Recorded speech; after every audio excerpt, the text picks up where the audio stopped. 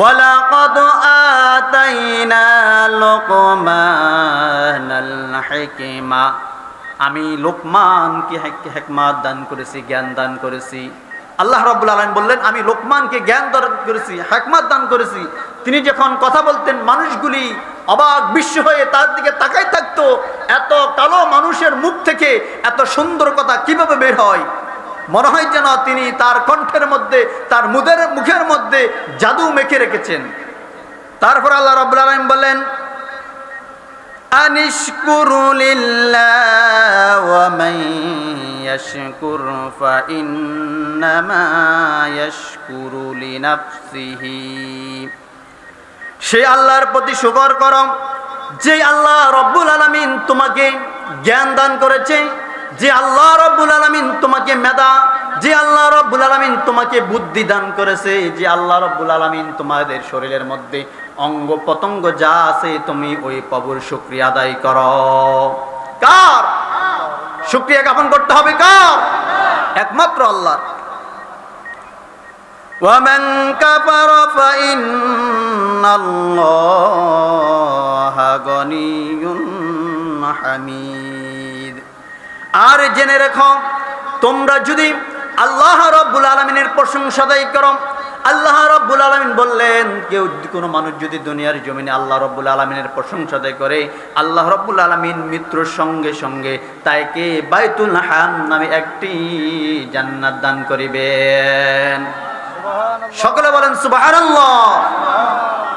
তারপরে তিনি বললেন কি, লোকমান আলাইহিস সালাতু ওয়াস সালাম সর্বপ্রথম তার সন্তানকে বললেন হে আমার বুনাইয়া লা তুশরিক বিল্লাহ, তুমি আল্লাহর সাথে শিরক করবে না। কি করবে না? এক নাম্বার নসিহত করলেন, হে আমার সন্তান ইয়া বুনাইয়া লা তুশরিক বিল্লাহ, তুমি আল্লাহর সাথে শিরক করবে না। শিরকটা কি? শিরকটা কি? আল্লাহর সাথে কাউকে অংশীদারিত্ব করা। শিরক দুই প্রকার, শিরকে আকবর, শিরকে আসগর। আকবর মানে বড় শিরক, শিরকে আসগর মানে ছোট শিরক। এখন শিরকে আকবর বলতে আল্লাহর ইবাদতের ক্ষেত্রে কাউকে অংশীদারিত্ব বানানো। আল্লাহর ইবাদতের ক্ষেত্রে কাউকে অংশীদারিত্ব বানানোর নাম হলো শিরকে আকবর, বড় শিরক। আমি যদি নামাজ পড়ি, নামাজ না পড়ে যদি মূর্তির পায়ে সেজদা দিই, এটাকে আল্লাহকে অংশীদারিত্ব করা হয় নাই? কথা বলেন, করা হয় নাই? যদি মূর্তির পায়ে সেজদা না দিয়ে যদি কবরে সেজদা দিই, এটা কি শিরক হয়েছে? অবশ্যই শিরক হয়েছে। মানে সত্তার আইন বিরোধী ছাড়া আপনি যদি সত্তা যে আইন দিয়েছে এই আইন ছাড়া যদি আপনি যদি সত্তার বিধান ছাড়া যদি ইবাদত করেন, এটার নাম হলো শিরক। এখন সত্তা তো আমাদেরকে অনেক রকমের আইন প্রণয়ন দিয়েছেন। আল্লাহ রাব্বুল আলামিন বলেন ইন্নাল্লাহা লা ইয়াগফিরু আন ইউশরাকা বিহি ওয়া ইয়াগফিরু মা দুনা যালিকা লিমান ইয়াশা ওয়া মান ইউশরিক বিল্লাহি ফাকাদ দাল্লা দালালাম বাঈদ।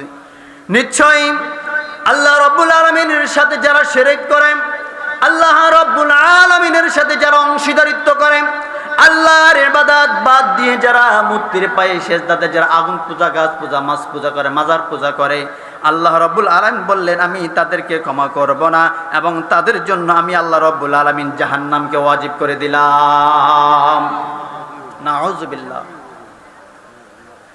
সম্মানিত হাজিরিন, তাহলে এইটা দ্বারা বোঝা গেল কি আল্লাহ ছাড়া যদি মানুষ যদি আল্লাহ ছাড়া যদি অন্য পথের দিকে তাকে উদউ ইলা সাবিলি রাব্বিকা বিল হিকমা, তোমরা আল্লাহর দিকে মানুষকে হিকমত সহকারে ডাকবে।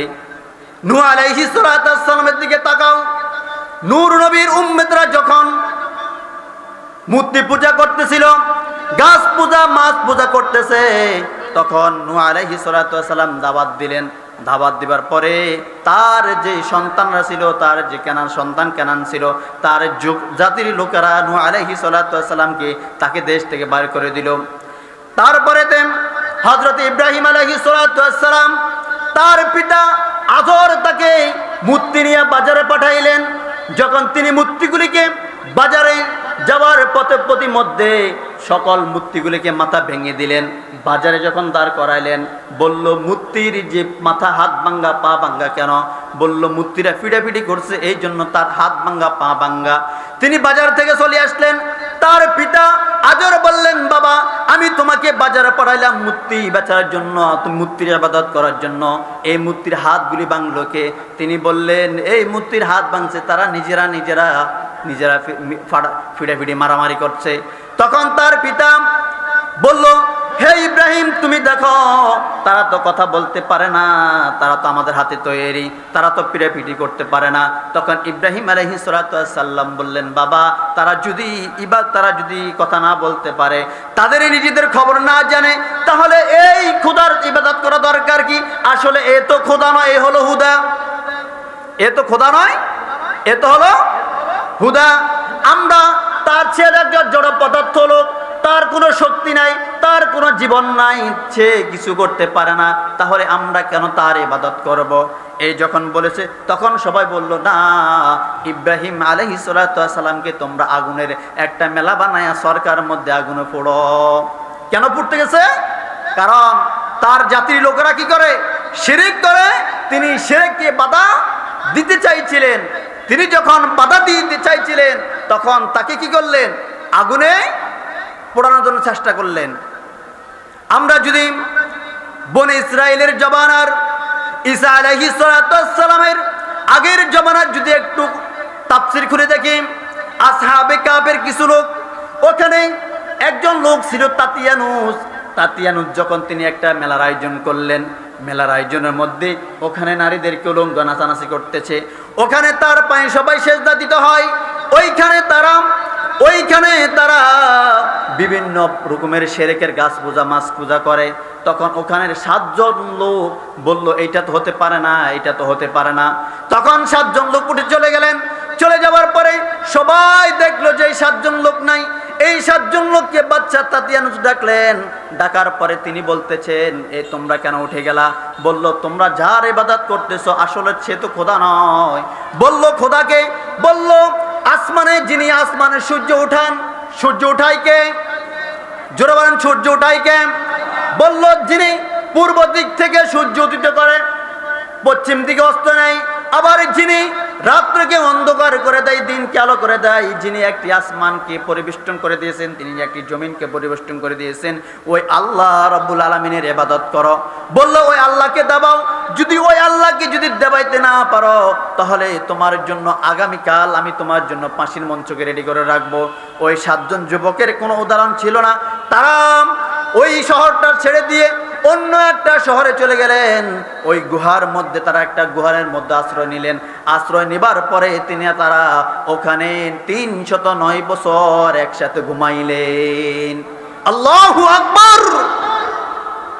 তাহলে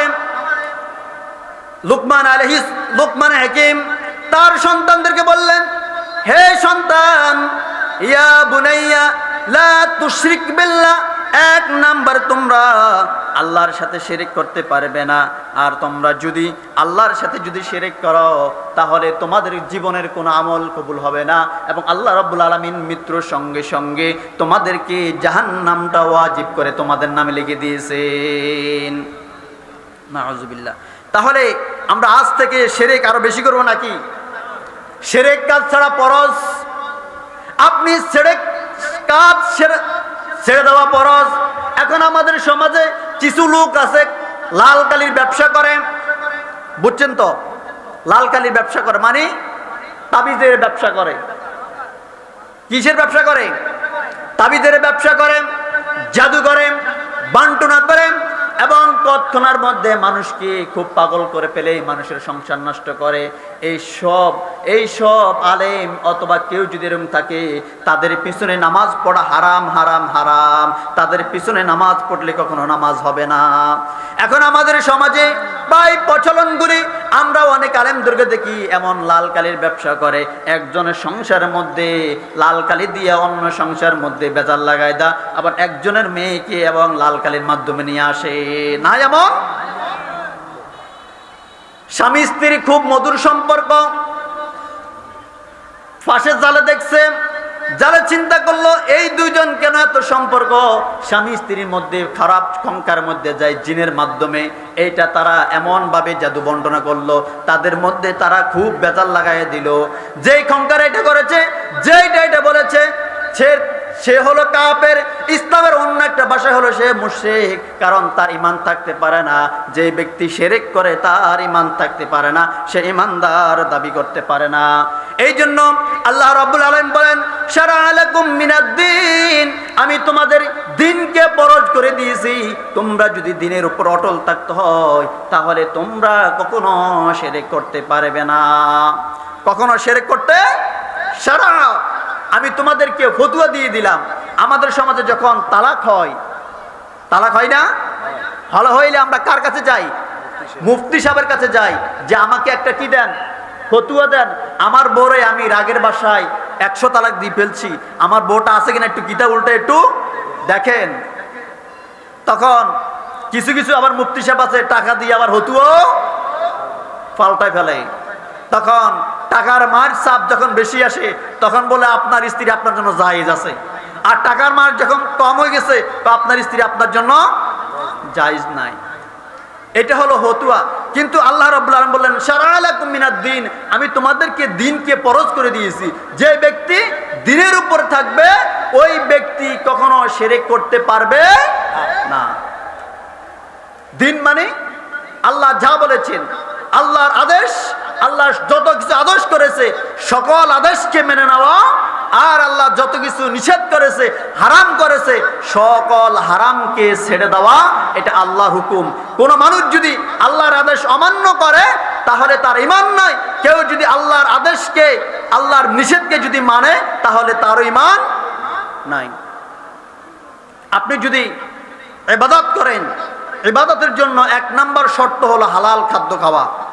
এখন আপনি যদি হালাল খাদ্য না খান, তাহলে আপনি যদি সারা জীবন যদি হারামের টাকা দিয়ে চলেন, আর মসজিদে যদি সারা জীবন সেজদা দিয়ে পড়ে থাকেন, তাহলে আপনার কোনো আমল আল্লাহর দরবারে কবুল হবে না।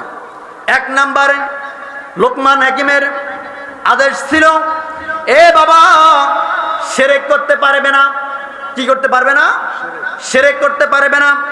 2 নম্বরে পিতা মাতার সাথে সৎ আচরণ করবে, সুন্দর আচরণ করবে, ভালো ব্যবহার করবে। আল্লাহ রাব্বুল আলামিন বলেন, ওয়াকাদা রাব্বুকা আল্লা তা'বুদু ইল্লা ইয়্যাহু ওয়া বিল ওয়ালিদাইনি ইহসানা। আল্লাহর ইবাদতের পরে, আল্লাহকে সিজদা দেওয়ার পরে তোমরা তোমাদের পিতামাতার খেদমত করো, তোমরা তোমাদের পিতামাতার পায়ে ছুঁয়ে সালাম করো, তোমরা তোমাদের পিতা মাতার সাথে সুন্দর আচরণ করো। কারণ একজন সাহাবী আল্লাহর নবীর কাছে আসলেন, ইয়া রাসূলুল্লাহ, ইয়া হাবিবাল্লাহ, আমি খেদমত করব কার? বলল উম্মুকা। তারপরে বললেন কার? বলল উম্মুকা। তারপরে বললেন উম্মুকা। 3 বার মায়ের কথা বললেন, 4 বার কারে বললেন? আবু, তোমার পিতার। বললাম, ইয়া রাসূলুল্লাহ, ইয়া হাবিবাল্লাহ, আপনি আমার মায়ের কথা এতবার বলছেন কেন? আমার মায়ের কথা কেন 3 বার বললেন? আল্লাহর নবী সাল্লাল্লাহু আলাইহি ওয়াসাল্লাম বলেন, হে আমার সাহাবী, একটি কথা শোনো। তোমার মা তোমাকে 10 মাস 10 দিন গর্ভধারণ করেছে। তুমি 4 কেজি 5 কেজি হলে এই 4-5 কেজি 6 মাস থেকে 4 মাস তোমাকে পেটে ধারণ করেছে, আমি তোমার বুকের মাঝে 2টা ইট যদি লাগাইয়া দিই, এই 2টা ইট নিয়ে তুমি ময়দানে ময়দানে হাঁটবা, তুমি শুইবা, তুমি এই ইট নিয়ে গোসল করবা, এই ইট নিয়ে খাইবা, তুমি কি পারবা? ওই সাহাবী বললেন, ইয়া রাসূলুল্লাহ, এটা তো আমি কখনো পারবো না। বলল, না পারলে 1 নাম্বার কারণ হলো তুমি তোমার মার খেদমত করবা। তোমার মা তোমাকে 10 মাস 10 দিন গর্ভধারণ করেছে। 2 নাম্বার, তোমার মা তোমাকে 30 মাস দুধ পান করাইছে। কয় মাস? 2.5 বছর দুধ পান করাইছে। তোমার মা যদি তোমাকে সম্পদ না দেয়, আমরা কিছুদিন আগে সোশ্যাল মিডিয়ায় দেখেছি, যখন কোন একজন সন্তানকে বাবা সম্পদ কম দিয়েছে, এই জন্য বাবার কবরটাকে পিটাইতেছে। দেখছেন না এটা অনেকে? তোমার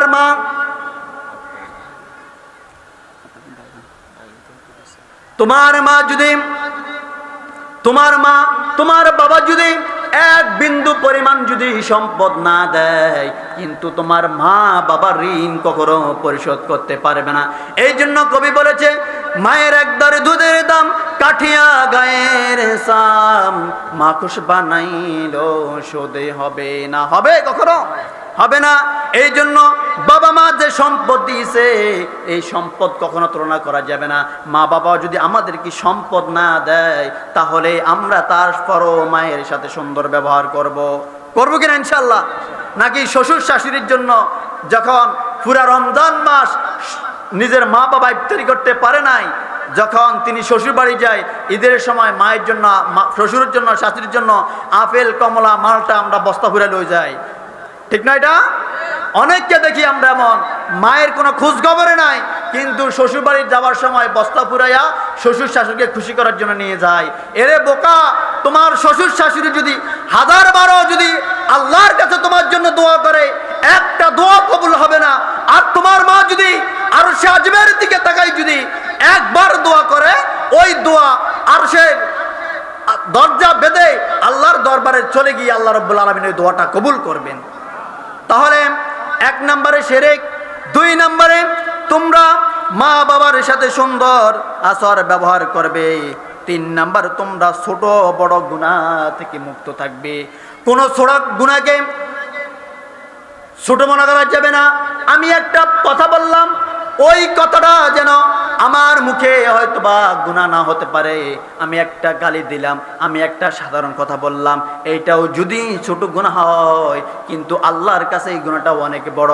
এই জন্য আল্লাহ রাব্বুল আলামিন বললেন, ফামান ইয়ামাল মিসকালা যাররাতিন খায়রান ইয়ারা ওয়া মান ইয়ামাল মিসকালা যাররাতিন